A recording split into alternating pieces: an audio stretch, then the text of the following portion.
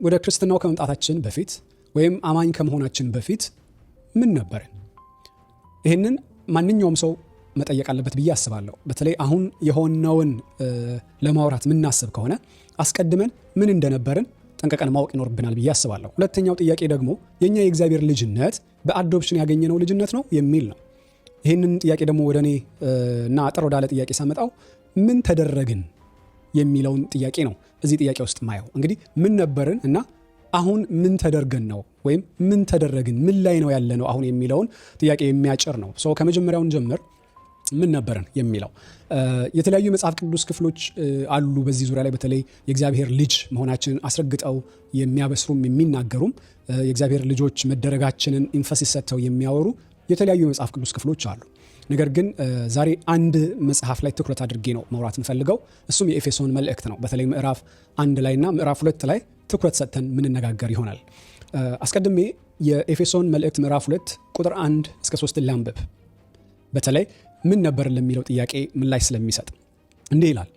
በበደላችሁና በኃጢአታችሁ ሙታን ነበራችሁ፣ በእነርሱም በዚህ ዓለም እንዳለው ኑሮ በማይታዘዙትም ልጆች ላይ አሁን ለሚሰራው መንፈስ አለቃ እንደሆነው በአየር ላይ ስልጣን እንዳለው አለቃ ፈቃድ በፊት ተመላለሳችሁባቸው። በእነዚህም ልጆች መካከል እኛ ሁላችን ደግሞ የሥጋችንንና የልቦናችንን ፈቃድ እያደረግን በሥጋችን ምኞት በፊት እንኖር ነበርን፣ እንደ ሌሎቹም ደግሞ ከፍጥረታችን የቁጣ ልጆች ነበርን ይላል። እንግዲህ ይህንን ክፍል ልብ ብላችሁ ካያችሁት በአጭሩ ምን ነበርን የሚለውን ይመልሳል። ወይም ወዳጄ የጠየቀኝ የሰው ልጅ በመፈጠር የእግዚአብሔር ልጅ መባል ይችላል የሚለውን ጥያቄ ባጭሩ የሚመልስ ነው ብዬ ስላሰብኩ ነው ይህንን ጥቅስ ያስቀደምኩት። እንግዲህ በዚህ ክፍል ዝም ብለን ባጭሩ እናስቀምጥ ብንል 4 ነጥቦችን እናገኛለን። የመጀመሪያው ነበርን ነው። የመጀመሪያው ነበርን የሚለው ሙታን ነበርን ነው የሚለው። ስለዚህ ወደዚህ የእግዚአብሔር ልጅ ወደ መሆን ከመምጣታችን በፊት ብርሃን ከማግኘታችን በፊት እውነትን ተረድተን አምነን የክርስቶስ ደቀ መዝሙር ከመሆናችን በፊት ምን ነበርን ብለን ብንጠይቅ የእግዚአብሔር ልጆች አልነበርንም። ስለዚህ የእግዚአብሔር ልጆች ካልነበርን ታዲያ ምን ነበርን ነው ጥያቄው አይደል? ይኸው ሙታን ነበርን ይላል። ሙታን ብቻ አይደለም የሚለው በአለቃ መንፈስ ስር ነው የሚለው አይደል? አለቃ በሆነ አለቃ መንፈስ ስር ነበርን። ይህም አለቃ ግልጽ ነው፣ የዚህ ዓለም ገዢ የሚባለው ክፉ ነው። ስለዚህ እሱ እንደወደደ የሚገዛን የሚያስተዳድረን እና በሱ ፈቃድ ስር የነበርን ነን።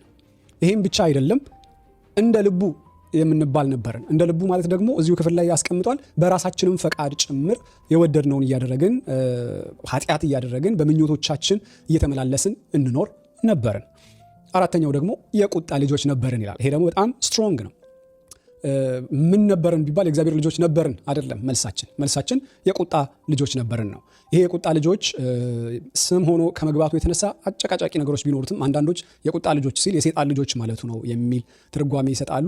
ሌሎች ደግሞ ከላይ ከተዘረዘሩት ነገሮች አንጻር በኃጢአተኝነት መመላለስ፣ በራስ ምኞት፣ በዚህ በክፉ አለቃ መንፈስ ፈቃድ መመላለስ፣ እነዚህን ስታዩ አጌንስት ክራይስት ወይም ከእግዚአብሔር ሐሳብና እቅድ ውጪ ተቃርኖ ባለመታዘዝ መመላለስ ስለሆነ ለዛ የእግዚአብሔር ቁጣ አለብን። ስለዚህ አት ዘ ኤንድ በእነዚህ ነገሮች ምክንያት በእግዚአብሔር ቁጣ ስር ነበርን። ስለዚህ የቁጣ ልጆች ሲል ቁጣ የሚለው የእግዚአብሔርን ቁጣ ለማመልከት ነው የሚሉ አሉ። የዛሬው ትኩረቴ ቁጣ የሚለውን መፍታት ስላልሆነ የተለያዩ ሀሳቦች እንዳሉ ሀሳብ ለማቅረብ ነው ይህንን ያልኳችሁ። በዋናነት ልጆች የሚለው ላይ ነው ትኩረታችን እና እዚህ የቁጣ ልጆች ሲል ባጭሩ የእግዚአብሔር ቅጣት ወይም የእግዚአብሔር ቁጣ ከኛ ከሰራነውና ካደረግነው ነገር አንጻር የሚጠብቀንም እንሁን ወይም ደግሞ በዚህ በጨለማው ገዢ ስር ነበራችሁ የሚለውንም ለመግለጽ የሚሆን የእግዚአብሔር ልጆች ግን አልነበርንም ነው ሐሳቡ።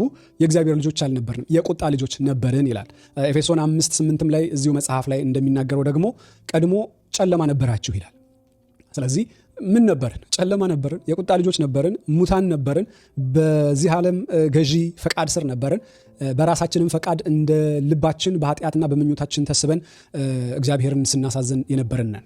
እነዚህን እንዳለ በአንድ ሳጥን ስር ብትከቷቸው የእግዚአብሔር ልጅ መገለጫ አይደለም። አንድ የእግዚአብሔር ልጅ የሆነ ሰው የሚኖረው ህይወት አይደለም። ስለዚህ የእግዚአብሔር ልጆች አልነበርንም የሚል አንድ መደምደሚያ ማቅረብ እንችላለን። ስለዚህ ምን ነበርን ሲባል ባጭሩ የቁጣ ልጆች ነበርን፣ የክፉ ልጆች ነበርን፣ ከእግዚአብሔር ወገን አልነበርንም፣ ጨለማ ነበርን፣ የዲያብሎስ ምርኮኛ ነበርን፣ በኃጢአት ባርነት ውስጥ የነበርን ባሮች ነበርን ብለን መመለስ እንችላለን።